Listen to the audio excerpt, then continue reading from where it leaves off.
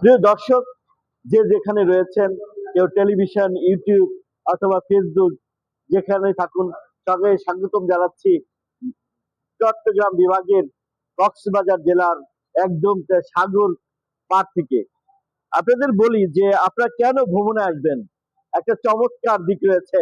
কারণ সারা জীবনে অনেক অর্থ আয় করেছেন বা করবেন, কিন্তু জীবনের যে রিফ্লেক্স বা একটা ফ্রেশ দরকার, তা কিন্তু আপনাকে ভ্রমণে উপলব্ধি করতে পারবেন। আমি বলবো যে এই যে টাকা পয়সা, ধন সম্পদ, এটাকে নিয়ে কেউ কখনো ওপারে চলে যেতে পারছে? পারেনি। কেন পারেনি? তাদের জীবনে একটা রিফ্রেশ রয়েছে। তাই আপনি যদি সুন্দরভাবে ভ্রমণ করেন এবং সে যদি সেটাকে যদি উপলব্ধি করতে পারেন, তাহলে এই নান্দনিক জীবনে আপনার কাজগুলো আরো সামনের দিকে চলে আসবে।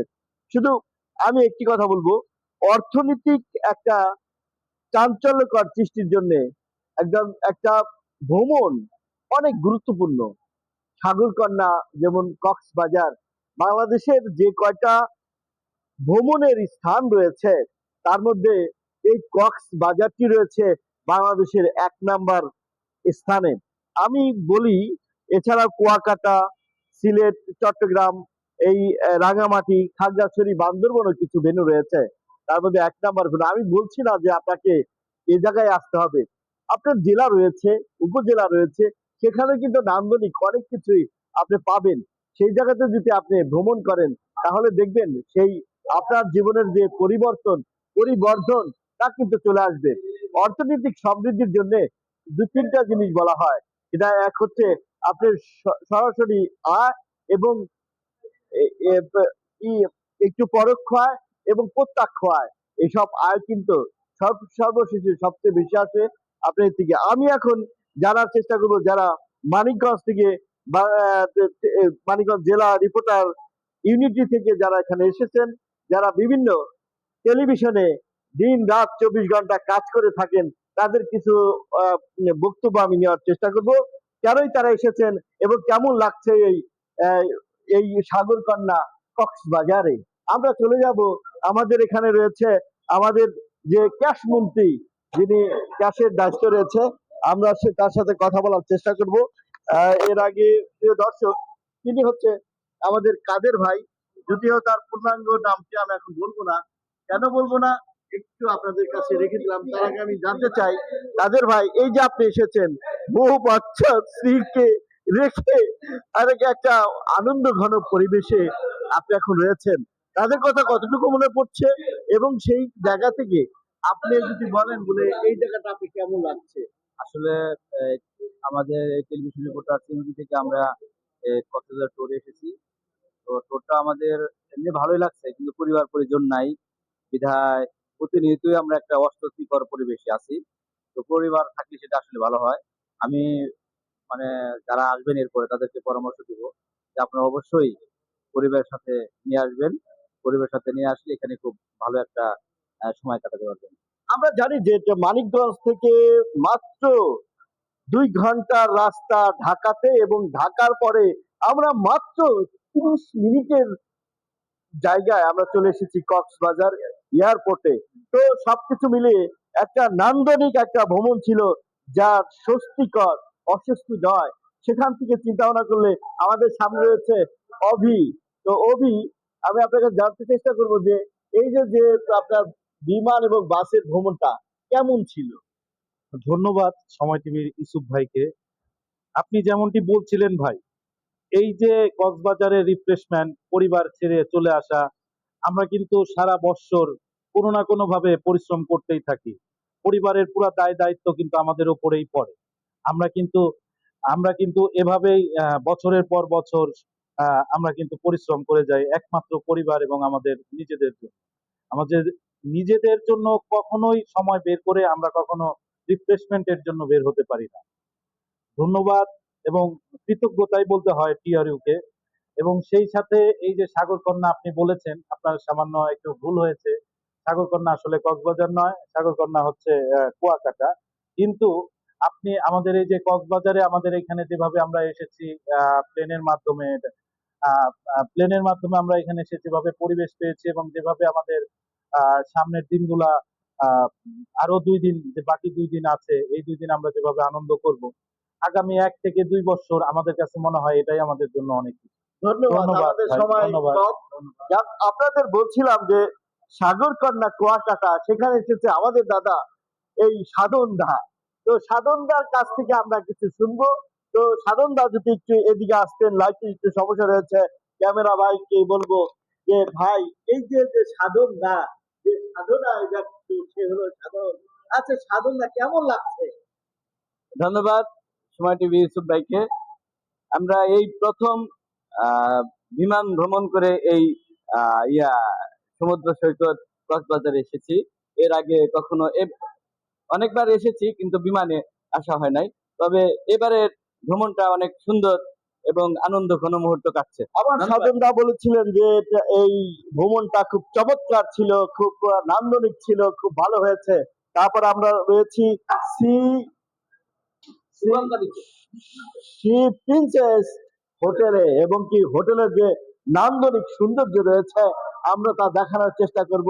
কেউ আছে 6, কেউ আছে 609, কেউ আছে 12-তে, এই যে যে 607-এ। আমরা সবকিছু মিলিয়ে একটা রোমকে দেখাবো, যে রোমের মানে এই কমিটি আসলে তাদের জন্য কি করেছে আর কি অবস্থায় রয়েছে। আমরা চলে যাব একটি রোমে, সেই রোমটি আমরা ভালো করে দেখানোর চেষ্টা করব। দর্শক মন্ডলী, আমরা রয়েছে একদম কক্সবাজারে। একটু আমরা এই যে ভাইয়েরা রয়েছে সবাইকে একটু দেখানোর চেষ্টা করি। আমরা এরপরে আমরা সবার কথা শুনবো একটু। তার আগে আমি একটু রোমকে দেখানোর চেষ্টা করবো, যে এই যে রোম, প্রত্যেকটা রোমের মধ্যে কিন্তু নান্দনিকতা রয়েছে, একটা নান্দনিক সৌন্দর্য সৃষ্টি হয়েছে প্রত্যেকটা রোমের।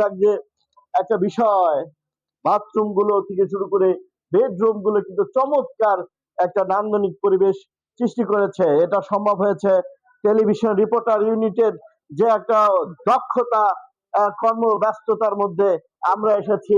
এই সাধনার যে সাধনা, সেটা হয়ে যে সৌন্দর্য তা কিন্তু সৃষ্টি হয়েছে। আমরা দেখানোর চেষ্টা করব যে উপদেষ্টা পরিষদের সদস্য কিন্তু এখানে রয়েছে। এরা উপদেষ্টা কমিটির সদস্য, তাদের রুম গুলো দেখেন, প্রত্যেকটা রুমে আমি একটু জানার চেষ্টা করব। এখানে এখানে আমরা আমরা আমরা এসেছি সাগর কন্যা কুয়াকাটা থাকলেও কক্সবাজারে রয়েছি ছেলের কাছে। তো সবকিছু মিলিয়ে আপনার কথা, কিছু দুইটা কথা শোনার চেষ্টা করব মাননীয় উপদেষ্টা। অনুমতি ছাড়া আপনি সাংবাদিক হন, তাই হল অনুমতি ছাড়া আপনি উপদেষ্টার রুমে ঢুকতেন। যদি হোক, এটা একটা আনন্দ উৎসব। এই যে বিজয় টেলিভিশনের ভাইকে ধন্যবাদ আমি জানার চেষ্টা করবো। আপনার হ্যাঁ, কেমন ধন্যবাদ লাগছে? আপনাকে। আসলে খুবই ভালো লাগতেছে এখানে। যদিও আপনি বলছেন যে এটা পুরুষ, আমি জানি না আসলে সাগর কন্যা বা সাগর পুত্র হয় কিনা, এটা আমার জানা নেই। তবে কুয়াকাটা আমার খুবই ফেভারিট জায়গা। তবে এইখানে যে বিষয়টা, এটা তো আসলে ক্রাউডিং প্লেস, প্রচুর মানুষের ভিড়, সবসময় সারা বছরই ভিড় থাকে। আর এই সময় তো সিজনাল ভিড় তো থাকবেই। অনেক মানুষ এখানে যাচ্ছে, আপনারাও আসছেন সেই মানিকগঞ্জ থেকে। এখানে মানিকগঞ্জের সব সাংবাদিকরা আসছে। ওইখানে মানিকগঞ্জে যে কি ঘটছে আমরা ভালো করে জানতে পারছি না, হয়তো বা বড় কোনো ঘটনা ঘটলেও আমরা কিন্তু সেটা লাইভ কাস্ট করতে। ধন্যবাদ, পালাচ্ছে উপদেষ্টা, তাকে ধরতে আমার চেষ্টা কোন পাশে রয়েছে, কোন পাশে। হ্যাঁ, আচ্ছা দেখা যাক কি হয়। আমরা এসেছি তো, আমাদের যিনি রয়েছেন এই মানিকগঞ্জের যিনি একজন রিপোর্টার, সবকিছু মিলিয়ে চমৎকার সময়টা আমরা পার করবো ইনশাল্লাহ। কোথায় গেল জাপানি উপদেষ্টা? চলে গিয়েছে, তাকে পাইনি। হ্যাঁ, তো আসেন। এখন আমরা জানার চেষ্টা করব যে হচ্ছে মানিকগঞ্জে থাকে, মানিকগঞ্জের কথা বলে, মানিকগঞ্জের শোভা তার মধ্যে শোভা পায়, তিনি হচ্ছে আমাদের আমার নিউজের আকরাম ভাই। আকরাম ভাই, এই ধন্যবাদ। যে আপনি এখানে এসেছেন, কেমন লাগছে? ধন্যবাদ ইউসুফকে। আসলে ভাষায় প্রকাশ করতে পারবো না যে এত ভালো লেগেছে। বরাবরই আমরা বাসে অনেকবারই এসেছি কক্সবাজার, কিন্তু বাসে এসেছি। কিন্তু বাসে যে দীর্ঘ সময় যে এই,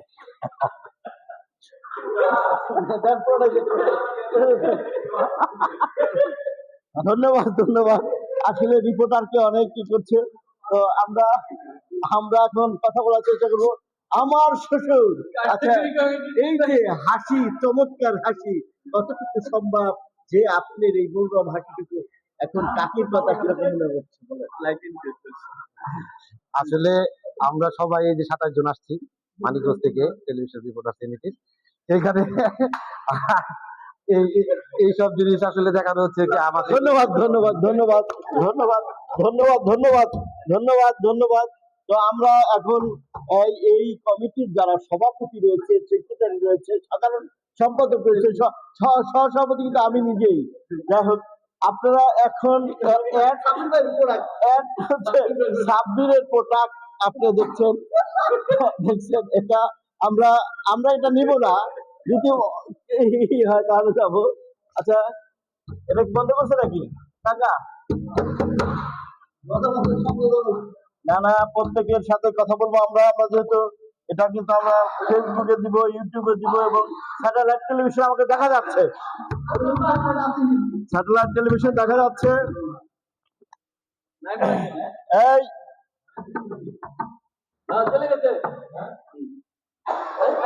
আমরা যাবো যাবো যাবো।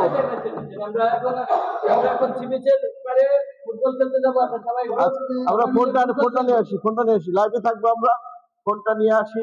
কোথায়? নয় নয় নয় নয় নয় নয় নয়, সাউন্ড আছে, সাউন্ড আছে। কই কই ইচ্ছা, আমি ফোন নিয়ে যাব তো। দেন। এখন এখনকার মতো রাখছি, দেখা হবে, কথা হবে আবার অন্য কোনো সময়ে। ধন্যবাদ।